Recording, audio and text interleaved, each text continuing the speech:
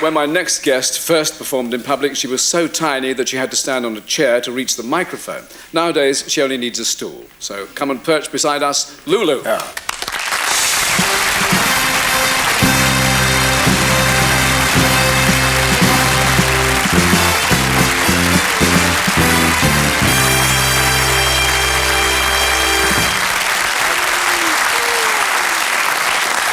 I was standing next to her when she was on the stool. I was. So obviously you've got no fear of this infamous creature beside you. No. You know, obviously, the first time one meets someone like you, you know, you think, is he really? No, he can't possibly be. He's a pussycat. He really isn't.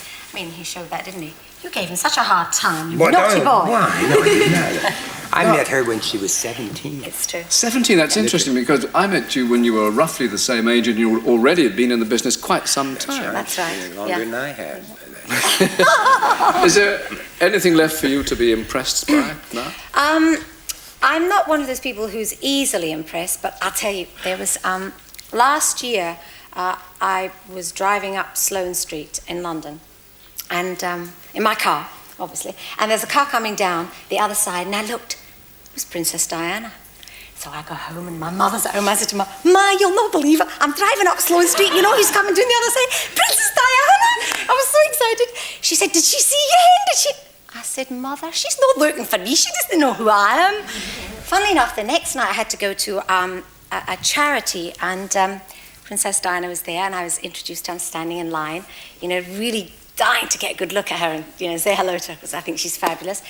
She comes out, what did she say to me? The first thing she said to me, I saw you yesterday driving up. She said, but I didn't wave because I didn't think you'd know who I was. No, she didn't say that. I thought you were going to say, she said, I saw you going up the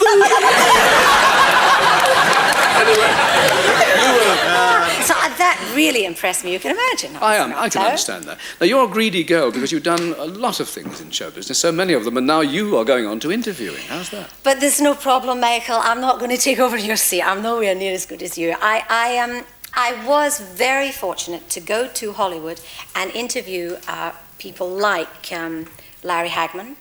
In fact, he had allowed us to go into his home.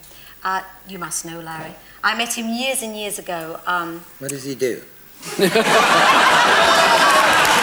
yes, that one.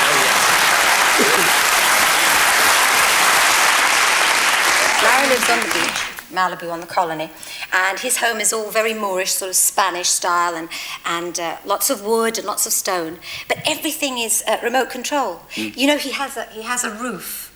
I mean, we don't have things like that here. He actually has a roof. Don't you get cheeky now. Hey, that's Hollywood for you. We got roofs.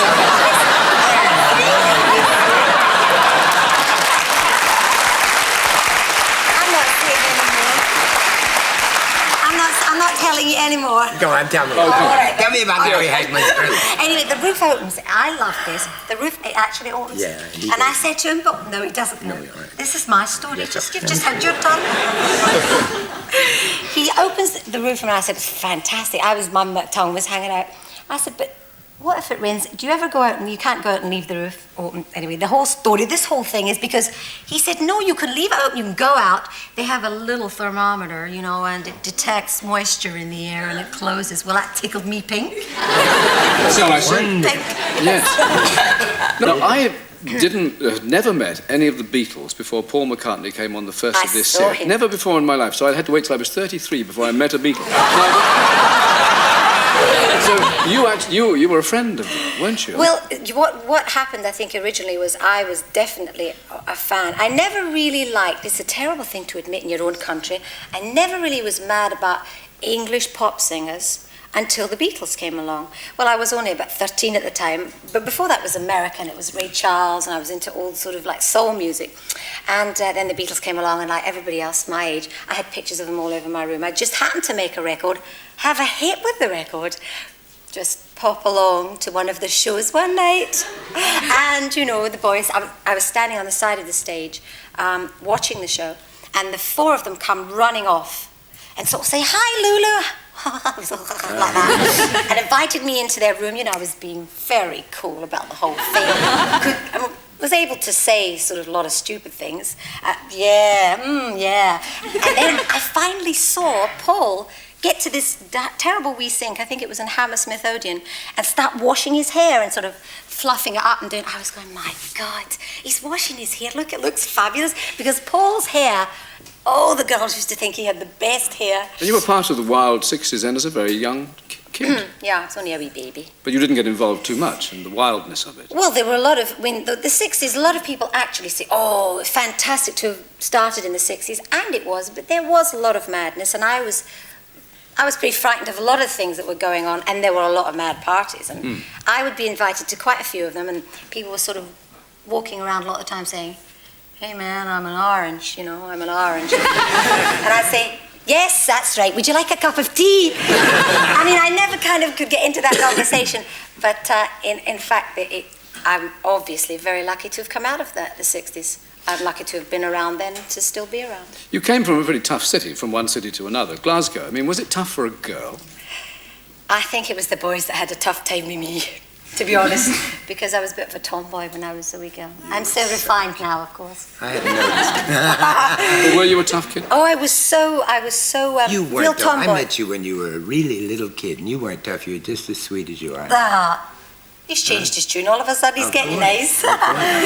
You got my hand all I bet he is married, Yes, I know, and she's lovely. Many times, yes. She loved them all.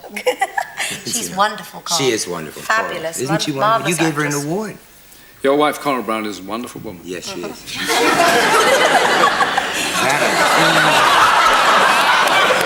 Do you want me to carry on?